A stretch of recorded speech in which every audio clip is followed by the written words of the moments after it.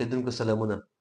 نن د خولې په زخمونو خبرې کوو. زیاتره خلک چې صحتمند وي، کوم بل تکلیف ونه لري، د هغوی د خولې په داخل کې خصوصا د شونډو په داخلي سطحه کې، د غمبورو یا چیکس په داخلي سطحه کې، د تالو په وروستنۍ برخه کې او د ژبې لاندې یو قسم وړه وړه زخمونه پیدا کېږي چې داخلي قسمت یې سپین یا زیړ رنګه وي او شاوخوا یې سره وي او دې ته افتس السرز ویل کېږي طب په اصطلاح کې، یا کانکر سورز ورته وایي.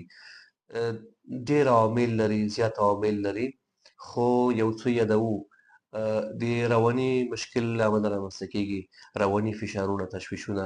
دوهم د خولې مخطي غشا ته د ضربې له امله، هغه که د هر چي له امله. ځینې خلک کله چې خوله برش کوي نو هغه ټوت برش یا برش ډېر سخت وي او هغه وری د خولې مخطي غشا، کله کله غمبور وي او شونډې زخمي کوي.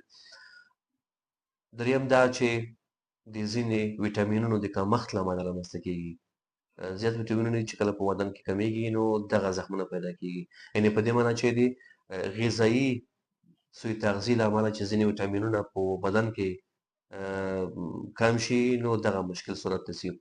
څلورم دا چې د غذا په مقابل کې حساسیت له امله هم رامنځته کېږي، یا فود سره د غذا سره چې کله سنسیټیویټي پیدا شي، مریض ورسره حساس وي، دغه مشکل پیدا کېږي. د ځینې دواګانو له امله، خصوصا هغه دواګانې چې په روماتیزم کې استعمالیږي او دوامداره استفاده شي، دغه مشکل پیدا کېدلی شي. همداسې په ځینې وایروسي میکروبونو کې په وایرل انفیکشنز کې پیدا کېږي او خوله زخم کېږي. دې څخه علاوه په ځینو نورو معافیتي امراضو کې هم دغه مشکل پیدا کېږي.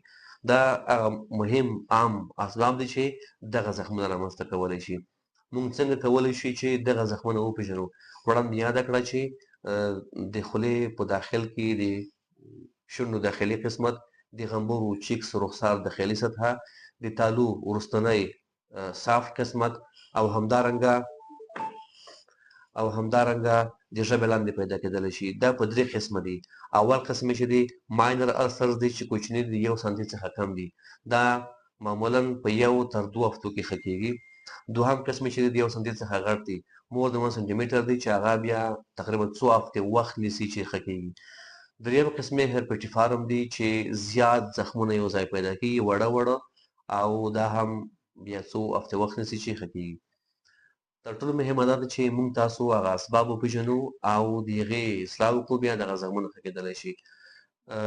راځو دې ته چې څه ډول د دې زخمونو مخه نیولی شو. اول باید د خولې د برش کولو په وخت هغه ټوت برش استعمال شي چې سافت یا نرم وي، تر څو د خولې مخطي غشا زخم نه کړي. دوهم مهم دا چې باید موږ تاسو د سټرس مخه ونیسو. په دې معنی چې موږ تاسو د رواني فشارونو مخه ونیسو.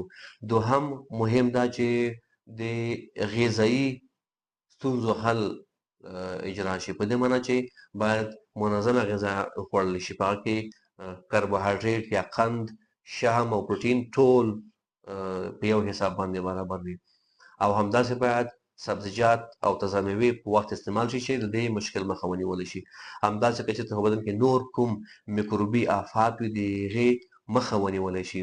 موږ مخکې یاده کړه چې ځینې دواګانې او میکروبونه هم د دغې شي باعث کېږي، نو باید د هغې په اړه که چېرته کوم میکروب شي موجود و، هغې هم علاج وشي او د دې مشکل مخه نیولی کېږي. د درملنې په خاطر یو شمېر دواګانې استعمالیږي چې هم د خولې په داخل کې کارولی کېږي، او که هغې سره بیا مریض ښه نه شو، یو قسم دواګانې دي چې هغه خوړل کېږي او مریض ورسره ښه کېږي. ومن الله توفیق.